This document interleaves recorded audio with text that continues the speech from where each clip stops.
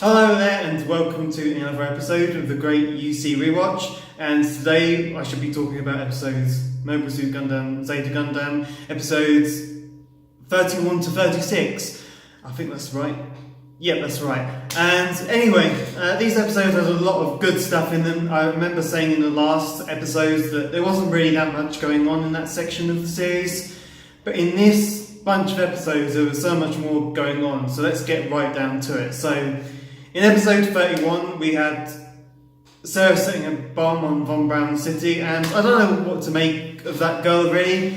I think she's a character who's kind of, probably is quite smart, but she's got mind warped by Scirocco to such an extent that, yeah, she's willing to do anything for him by this point. I believe in a previous episode she said she didn't want to hurt any innocent people or anything like that, and now she's going around like setting bombs off in like a populated city and, yeah, almost killing loads and loads of people. But she's kind of like a crazy character because of what happens to her. Her mind has kind of really been upset, I think, by Scirocco. I think if it weren't for Scirocco she probably wouldn't be acting that way. She's just so infatuated with him that she wants to do everything for him, and yeah, she's just really annoying character actually. I mean, I like her as like a character in the show, but like as a person, she's really annoying. And you have Rekka, of course, who, after feeling, I think, disenfranchised for a while, has now left the Argama. After she's also been affected by Scirocco after she met him previously in the series. I'm not sure if I mentioned that or not at all. In my previous videos, I think I might have forgot to mention that actually. Sorry about that, but yeah, she has now left the Argama. It appears is going to go over to join Scirocco on his ship after she was picked up by Yarzan. And when it comes to Rekka, I think that she has always kind of been a character on the periphery, like of the group on the Argama. She's still been, you know, like a rather key character, though, to be honest. Like when it comes to the show, I think she's still been like a rather key character to it all. But I think that she was also someone that's kind of preyed upon by Scirocco. Scirocco has kind of messed with her mind, and now she keeps thinking about him also, and for the last bunch of episodes keep trying to get to Scirocco all the time to escape the Argama, and now she's finally done that, which is interesting because who knows what's going to happen now with her. And it's interesting to see like what happens with her and Char, like seems to have like a little bit of a romance or something. That was kind of strange. It didn't really come out of anywhere. It kind of came out of nowhere, to be honest with you. I think that's one of the criticisms I have to level at Zeta Gundam after watching it a second time. It seems there is a great deal of shipping going on. It seems like every character gets tied to like someone else. There isn't one character seems in the entire series without a love interest, and I feel like that's kind of unnecessary when it comes to the series. But yeah, there had like something happened between her and Char. And I think it was like used like as kind of like a plot device kind of thing, where Camille kind of blames Char, doesn't he, for what happens to Rekka. They think Rekka was dead. They think she got killed in like the ensuing battle that happened when she left the Argama, and Camille kind of blames it on Char and like him not like treating her well and that kind of stuff. And so that was pretty interesting. So it's going to be cool to see what happens with her character now. One of the big things we had in this bunch of episodes, of course, is the reappearance of Zeon and the appearance of Haman Khan, who is one of the most well-known and popular characters in the whole of the Gundam franchise. And Haman Khan is basically kind of like the ruler of Zeon at this point. And the Zabi family is still around. They still have Minerva Zabi, who is like the child from the previous series, and she's not really old enough to rule, so the kind of like Haman Khan is kind of like regent, if you will. She's like in charge of it all, and Hanan Khan has kind of like ideologies in line with like the Zabi family, and we see Shah get really annoyed when Minerva starts spouting ideologies that he thinks have been planted in him by Hanan Khan, basically. And it appears that Shah and Hanan Khan have a really kind of tempestuous relationship, as it were. I mean, when the AU go over there trying to sort out the deal out with the Zeon, which is kind of strange because with Zeon being like the antagonists from the previous series, it shows that like the AU go on whiter than white. That's for sure. Especially as Zeon still have the same kind of beliefs, it seems. And you see that Shah is very unsettled when he's over there on board the Zeon ship. Shah spent a certain amount of time there, it seems, before he went over and joined the AU after the events of the 1 year war. We see like a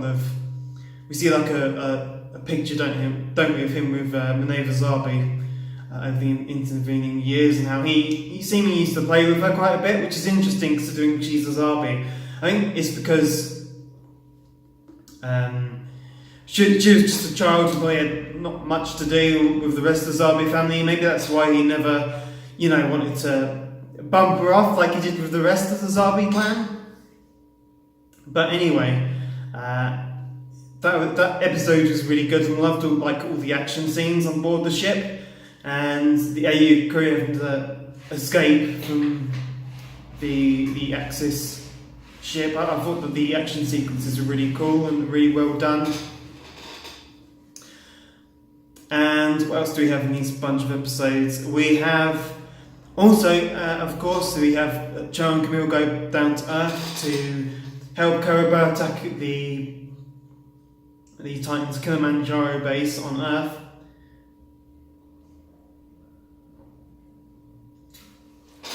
And we have the sad demise of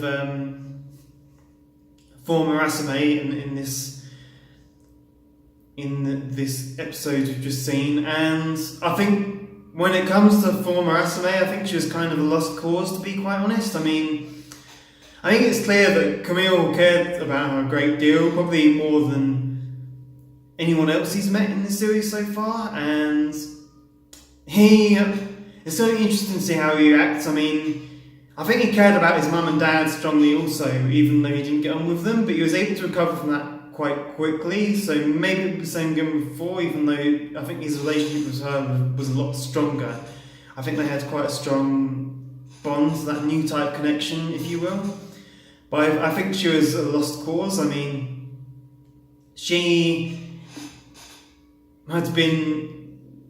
her mind had been messed up to such an extent by the experiments that had been done to her. I mean, the scientist who worked with her, he said herself that there was no way she'd be able to get her memories back.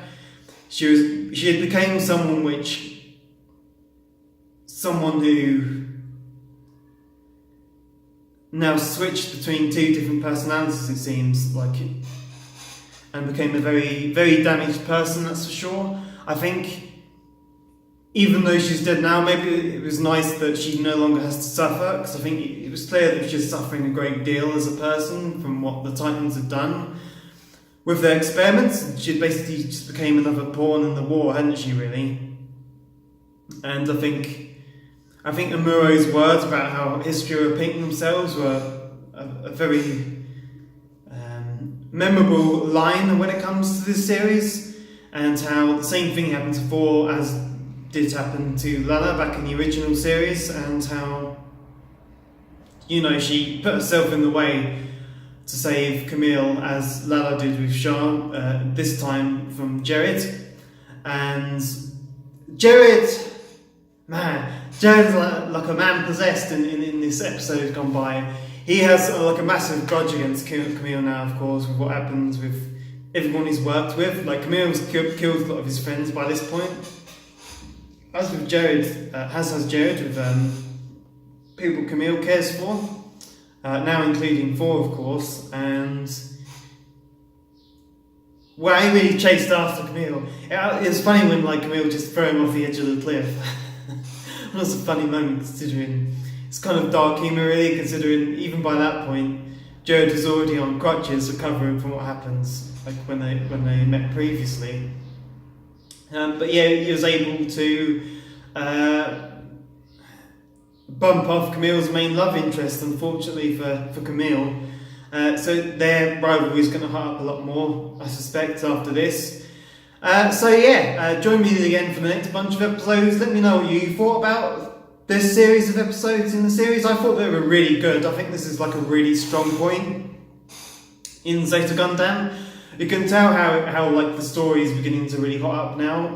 We're on episode 36. I believe there's 51 episodes of Zeta Gundam. So we're coming close to the finale of it all now. So you can see it starting to simmer nicely as it comes up to that point. I feel the story and the characters are beginning to develop really well. So yeah, the next episode is like a really important one. So I'll join you for the next time. Put any of your thoughts and comments down below about what you thought about these episodes. And yeah, I'll see you again here soon.